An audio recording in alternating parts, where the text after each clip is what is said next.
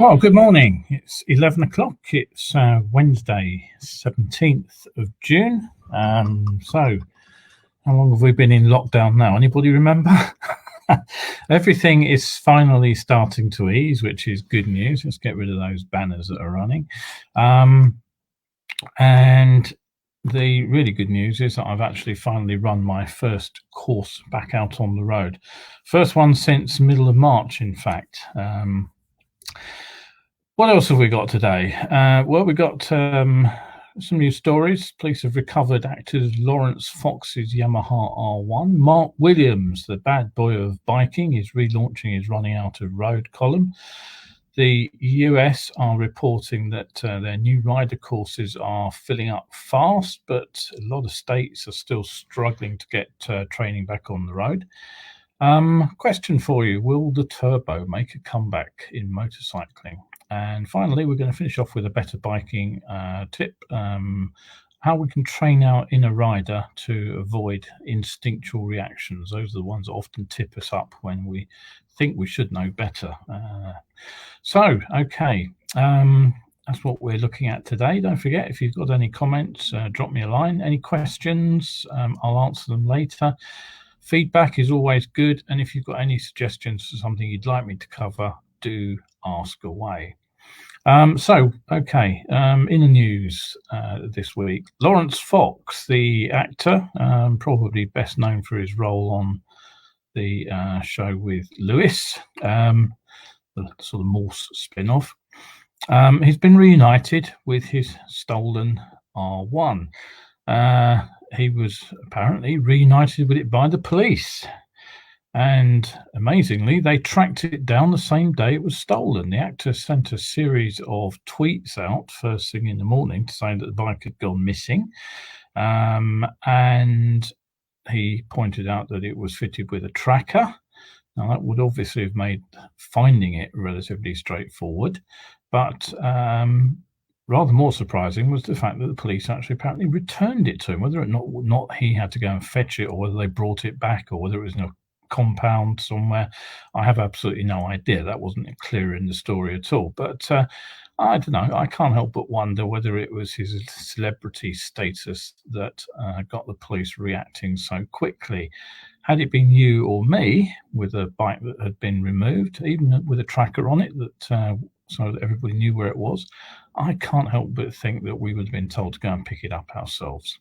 So, okay, what else is in the news? Well, if you've got a long memory, even longer than mine as it happens, you may recall the launch of Bike magazine.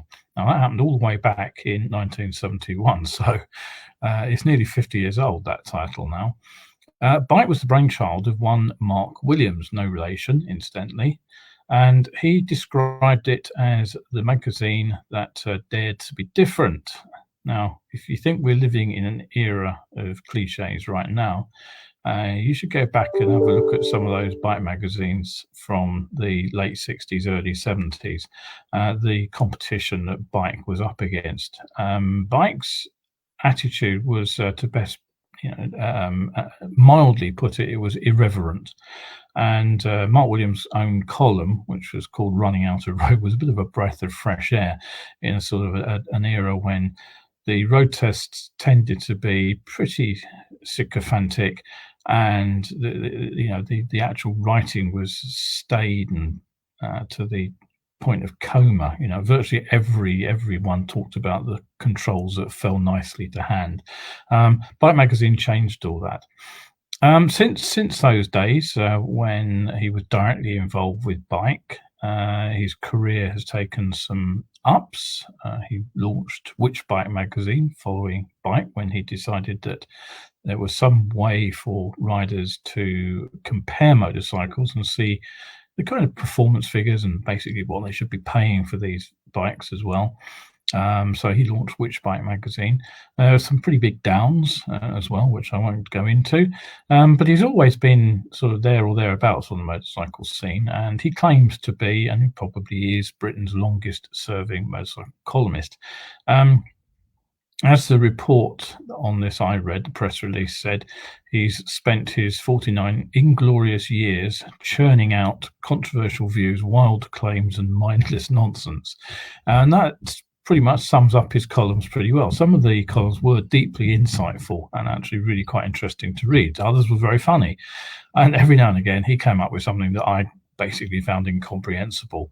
But whatever you thought, it was hard to ignore what Mark Williams was writing. So it appears he's back, and this is what he says. The wretched COVID-19 pandemic and its consequential lockdown has left even fewer opportunities to perpetrate dubious views and so-called humour. In recent times, much of the motorcycle media have, perhaps understandably, shunned columns, which I believed helped to build editorial character, a sort of gang culture even, he says, in the cause of reader loyalty. And they've ditched that, Mark Williams goes on to say, in favour of more advertiser-attractive feature space. And he continues, to a compulsive scribbler and committed biker, this double whammies prompted me to republish with contemporary updates, comments, and even the odd fresh tirade some of my hundreds of original columns from 1972 onwards, even though there's no bloody money in it. Well, I kind of know how he feels there. I probably have written more than hundreds of articles. And yeah, there's not a lot of money in it, but hey ho, we do it because we love doing it.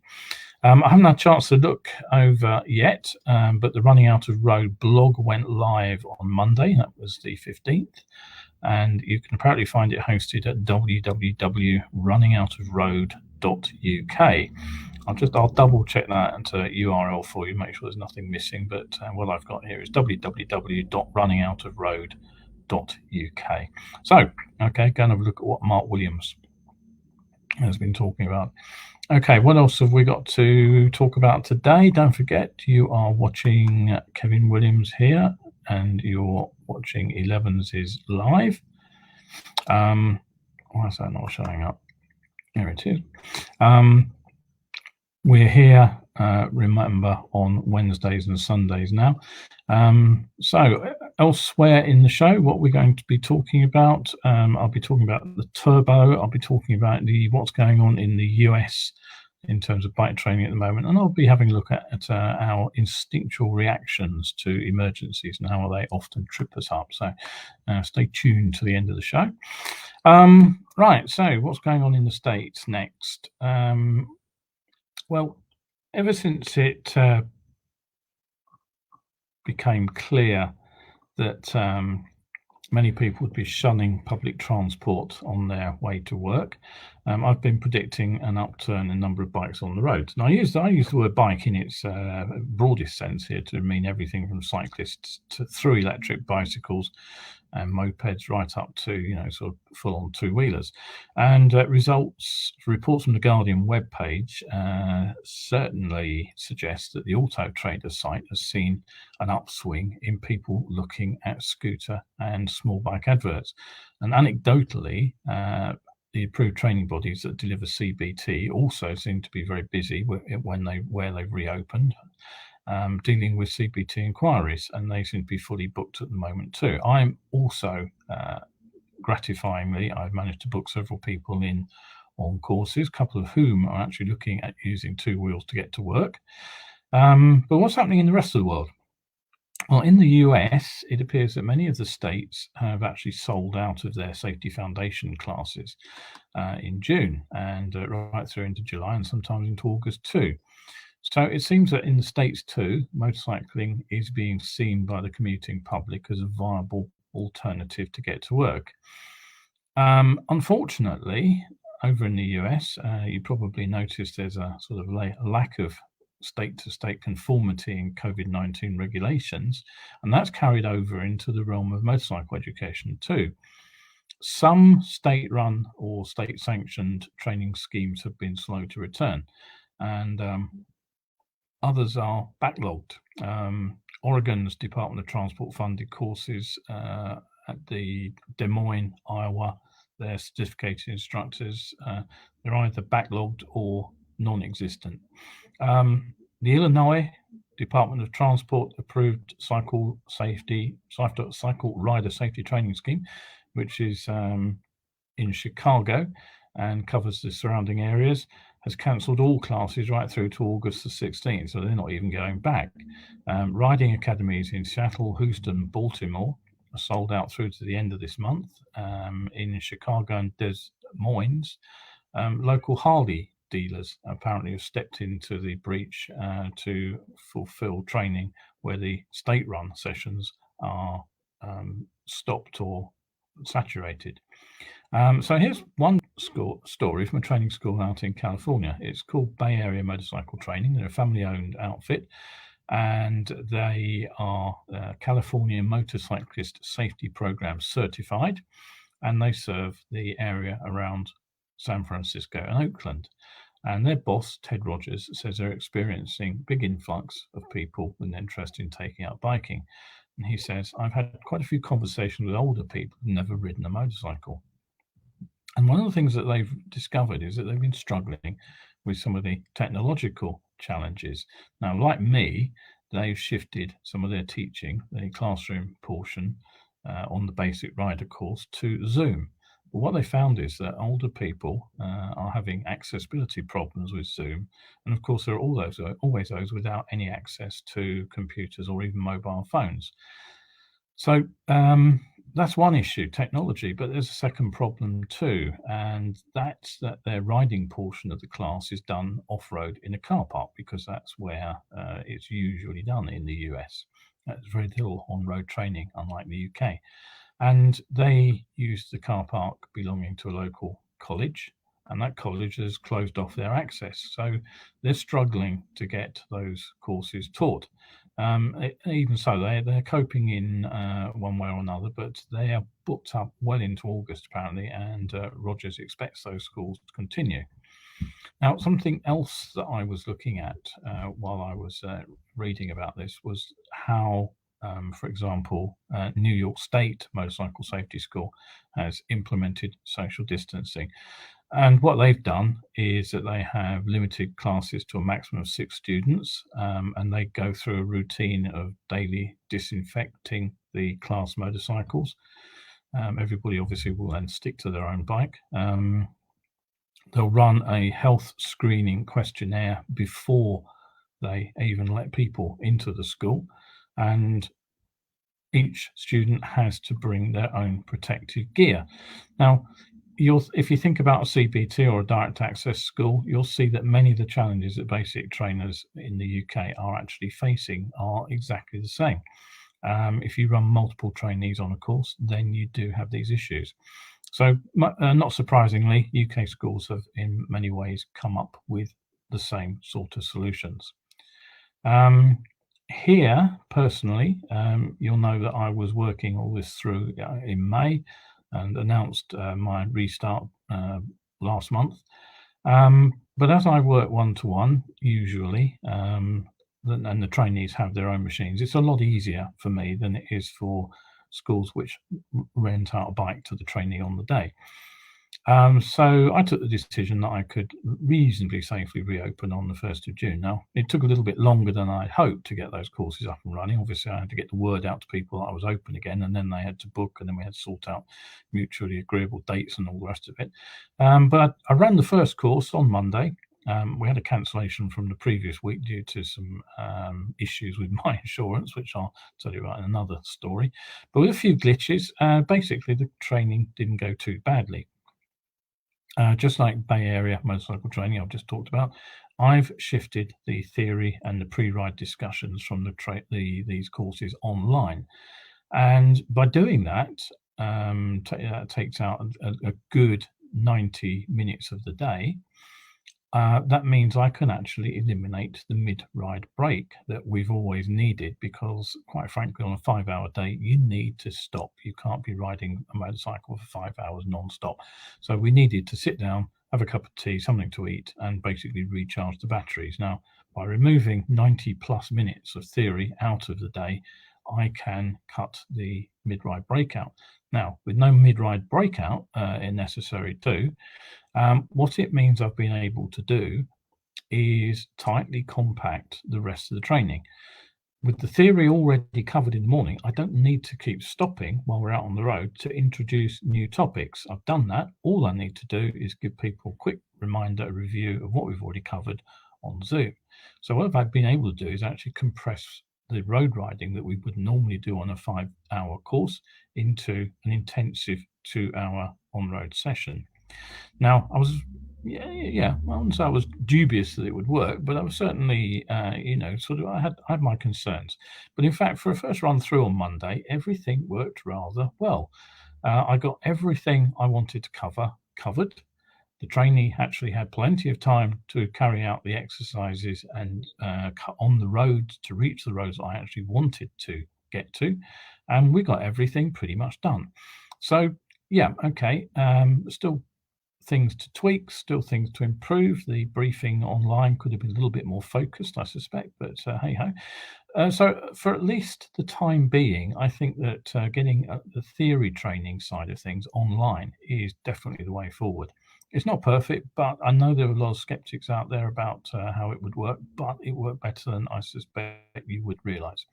Now, what I see happening here, though, of course, is that the DVSA and the DFT actually need to ratify that for basic training schools. If we're going to run a CBT with school fully open, if you've got 3 or 4 instructors at school and you're running 4-to-1 on the theory sessions, which is perfectly legit, that's how they work, you could easily have 15, 20 trainees in a fairly confined area.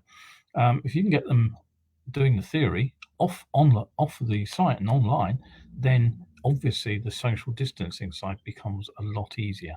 So it'll be interesting to see if the DFT and the DVSA get their heads together and allow the theory parts of the CBT syllabus to be delivered remotely. Frankly, though, if you're running a DAS school, there's nothing to stop you. You can already deliver theory sessions online because there are no rules about how those sessions are delivered. And if you're running advanced, there's absolutely no rules to stop you delivering stuff online. I noticed that the IAM are relaunching their on-road coaching. Well, again, do they actually need to do every single minute of that online? I've taken this step, probably a bit innovatively. I'm sort of fairly IT ready, but it'll be interesting to see if anybody else takes it up. Right, okay. Don't forget, you're watching Kevin Williams here of Survival Skills and the Elevenses show. If you want something to read, because maybe you're not riding quite as much as you would do normally, maybe you are still furloughed like my upstairs neighbour who does have a motorcycle which is under a cover outside at the moment, then you can always head over to my Lulu Spotlight page and have a look at my books over there. So, right, what else have we got on the show? Well, I'm going to be talking, be rounding off by looking at training our inner rider, but let's have a look at turbo motorcycles quickly. If you own a small petrol engine car, maybe a VW or a Skoda, it's quite likely you've never looked under the bonnet. Most car drivers don't. They punt the car off a few times a year to have it serviced, and it comes back all nice and shiny, and they treat the bonnet as something with a big sign on it saying, here there be dragons, so they stay well away from it. But if you did lift the bonnet and had a look under it, or the hood, as you might call it if you're watching in America, there's a good chance you'll find the turbo, but you'd never know it from driving the car. Now, turbos aren't new. In fact, their close cousin superchargers were fitted to World War II aircraft engines. Supercharger is just a pair of fans on a common shaft, or one fan rather on a shaft. The shaft is driven by the engine itself, and the fan blows or compresses air which goes into the intake side of the engine, and by compressing the air into it, you can burn more fuel. So basically it makes more power. A turbo is very similar. It uses a pair of fans on a common shaft, but now you harness the velocity of the waste gases that are coming out of the engine to spin one fan, and that drives the compressor side of it, which forces more air into the cylinders. So, okay, talk turbos, and most people will immediately think power. You probably are most likely to associate them with short-lived range of F1 cars, the brutal rally cars of the 80s, which were all turbocharged. or sort of huge bolt-on aftermarket accessories which were wedged rather awkwardly onto a few custom-made machines. And if you might remember, back in the 80s, the turbo fad spun off a range of road cars based on the rally scene. The Renault 5 Turbo, which is probably the best known of them all. And where cars lead, bikes tend to follow. So there was also a short-lived fad for turbos with the mainstream motorcycle manufacturers. Kawasaki, Suzuki, Yamaha, and Honda all dabbled with varying levels of success, both in terms of function and sales, with turbos. Now, the problem is that these bikes ended up gaining a reputation for being rather heavy on weight, rather heavy on fuel, rather heavy on servicing, and actually gaining nothing that a normally aspirated non-turbo engine couldn't have got with a bit more displacement. So how is it that turbos have slipped back into the mainstream for drivers? How is it they come in almost unnoticed? And how is it they're found in some of the most economical cars you can buy, like the Skoda? Well, the only way that they've achieved that is by being almost invisible in terms of how they respond when you drive. There's none of this sort of turbo lag when you put your foot down. The turbo just goes and does what it's supposed to do, and the car feels perfectly normal to drive. So, but why bother? I've just talked about the complications. Well, the previous generations of turbocharging had the goal of making more power. It didn't matter whether we're talking the turbos on cars or those superchargers on World War II planes. They basically wanted to force more air into the engine, burn more fuel, and make the vehicle go faster. But the new normal is rather different.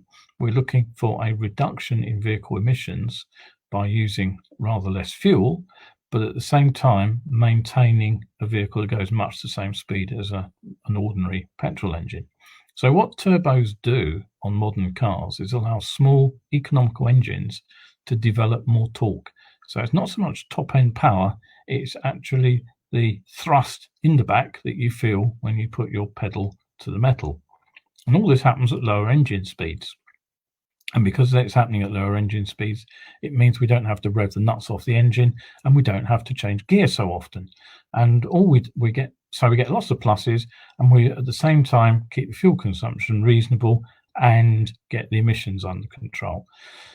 So compared with a non-turbo engine of a similar size and similar power output, there's not a great deal of difference in fuel economy, but the turbo delivers much better drivability where we need it, which is in the mid-range of the engine. Now, given that motorcycle manufacturers have been up against it on emissions recently because the emission regs have been brought in line with cars, which means they've been ramped down fairly brutally to catch up, manufacturers are looking again at turbos. And what that could see is a bit of a change in the way we see turbos on bikes. Some writers are speculating that patent application that Yamaha filed, for example, last year, is all about adding power. And MCN wrote that adding turbo to an MT10, for example, they said that could give a 30% to 40% boost, taking the 998cc motor from a not inconsiderable 155 horsepower up to around 200. And of course, that's exactly what Kawasaki have done with their H2. They've built a performance beast. But I'm not sure that that's what's going to happen. The patent that Yamaha filed was actually for a turbocharged parallel twin engine. Essentially, it's two cylinders sawn off of the MT09 triple. So the 847 motor gets cut down to 565 or 124 cc's, less than the same company's MT07. Now, the problem of generating lots of extra power from a turbo is it comes with all sorts of added problems, not least you'll need to get rid of all that extra heat. And because you're producing more power from a more compact engine, the actual engine components start becoming heavier because they need to be tougher. You've still got to bolt that turbo on somewhere. The turbo has to be fairly chunky, and everything gets more expensive. So there's a very rapid trade-off between these perceived benefits and the cost. Search for too much power, and it very, very quickly becomes easier to go back to that bigger capacity engine, which just uses ordinary materials. And that takes us full circle back to the reason that the turbos didn't last long in the 1980. So my guess is that what Yamaha are doing here, and the reason they've picked the twin cylinder mid-range bike, is that they are looking at the turbo to gain just a small, modest power increase, perhaps, but to deliver better mid-range drive, whilst meeting these ever tighter emission regs by gaining better fuel efficiency from a smaller motor. So just like those car engines, it won't be a performance vehicle, it'll be an everyday bike that just does the job a bit better. Now, great mid-range drive and modest power output. Isn't that what we actually get with an electric motorcycle? Well, it actually is. And it may be that the turbo motorcycle will turn out to be the swan song of the petrol engine before manufacturers of all classes actually transition wholesale to electric motors. So, okay, one more story to come, but before we do that, just remember that you can catch up with Elevenses with Ken Williams here at 11, oddly enough, every Wednesday and Sunday, and you can also catch up here if you missed it on Facebook after the event, but you can also head over to my YouTube channel and catch up over there. So, right, okay, final story then. I said I'd give you some thoughts on crashing and how we can train our inner rider. Now, last week, I told you the story about one of my trainees who went off on bike test, pulled a perfect emergency stop in front of the examiner, and then moments later crashed when confronted with a real, genuine emergency. As I explained last time out, it's really important to understand why this happened, because I trained her to do perfectly good emergency stops. She'd done dozens and dozens of the darn things, all the way out from CBT, right through her DAS training, right up to the morning of the test. She'd done them in the playground, she'd done them on the road. But what was the problem?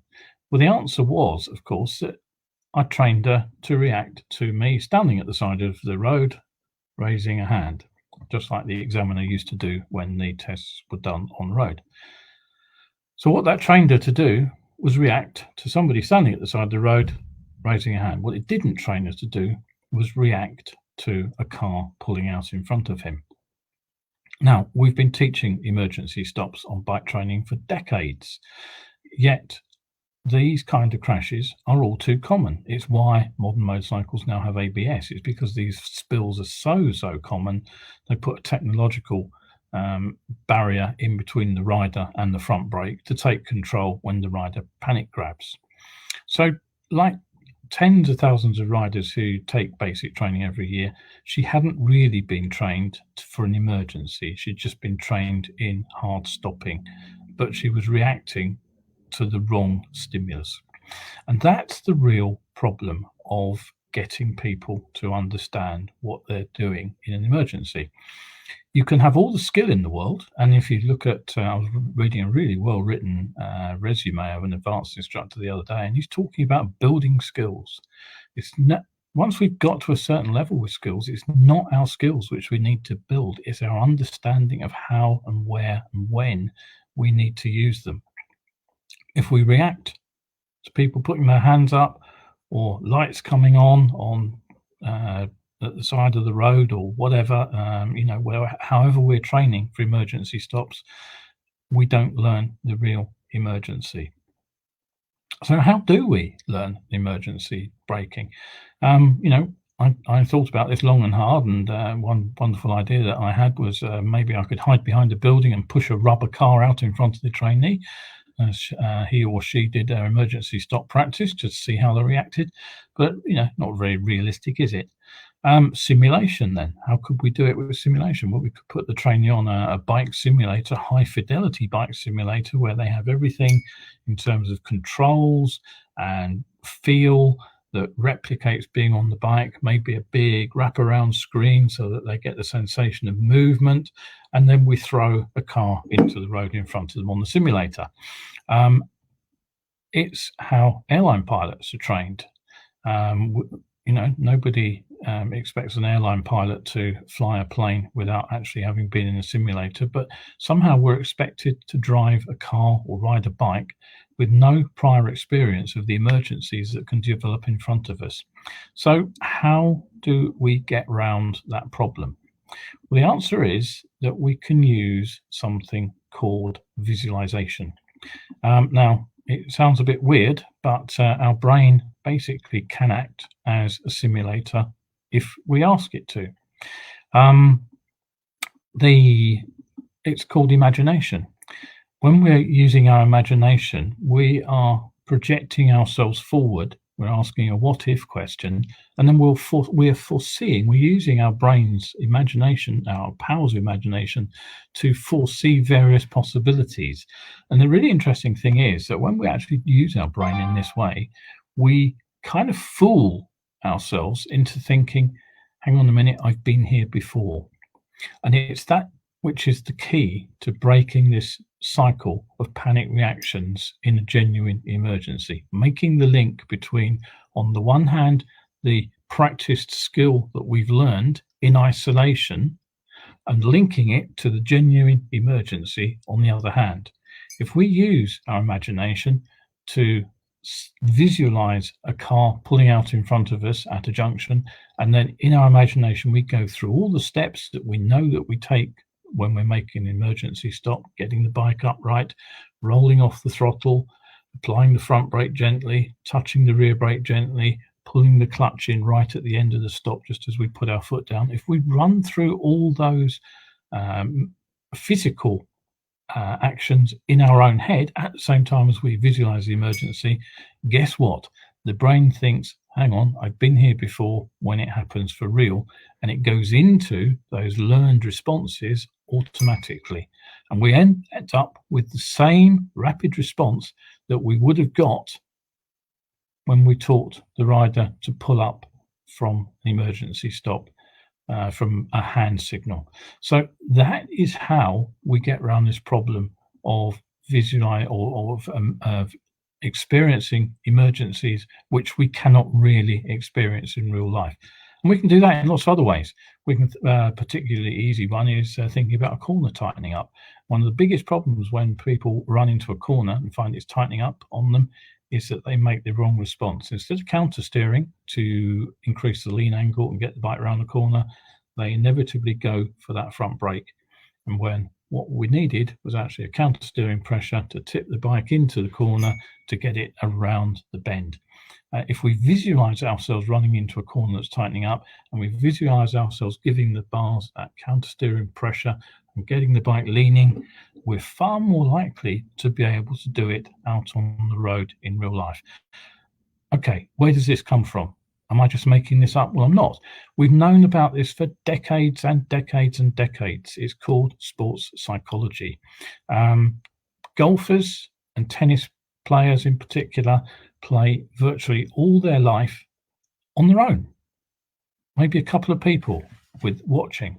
It's a caddy. They'll play with a couple of other partners, one partner or three partners if they're playing doubles on tennis, one partner or two or three again if they're playing pairs at golf. But many times they're playing for practice, and they're playing pretty much solo. And then suddenly they're playing in front of a big crowd like Wimbledon or the Open. And that's when the stress and the fear of failure causes all sorts of mental problems. Sports people have known about this for years, and what they use is this technique of visualization to imagine them playing in that pressure cooker environment so they don't choke when they actually get out there. So we can use this technique of visualization too. It's well known, it's well proven to work, and it's nothing very difficult. All you need to do to use visualization, to use your inner simulator, is to sit in your favorite armchair and run over the steps that you know that you need to deal correctly with the anticipated situation. The more realistic you make it, the better the simulation works, and the more likely you are to recall that response when you get into the real life emergency. Okay, so it's really not difficult. It's free. Anybody can do it. You certainly don't have to have a trainer to do that. So think about that. Go away, think about it, have a look around, read up some of the articles that I've written about it. If you go over to my survivalskills.co.uk website, you'll find a couple of articles on armchair riding and spidey sense. Down at the bottom of the list of free articles, there's a whole list of them over there. And read about it, and then go and try it. It won't hurt you, it won't cost you anything at all, but it just might save you in an emergency. Right, okay, that's it for today. We've run our 30 plus minutes. If you've enjoyed the show, don't forget you can support me over at coffee.com. If you do support me, you'll get 30 days access to well over 100 Facebook articles, which I am slowly adding more to. I've stalled a bit getting the courses up and running again, but they will go up. If you become a subscriber with a regular payment, you'll also get access to online training facilities over there. So hopefully see you again on Sunday. Do drop me a line if you've got any questions about anything I've talked about. So for now, thank you very much indeed, and look forward to seeing you again.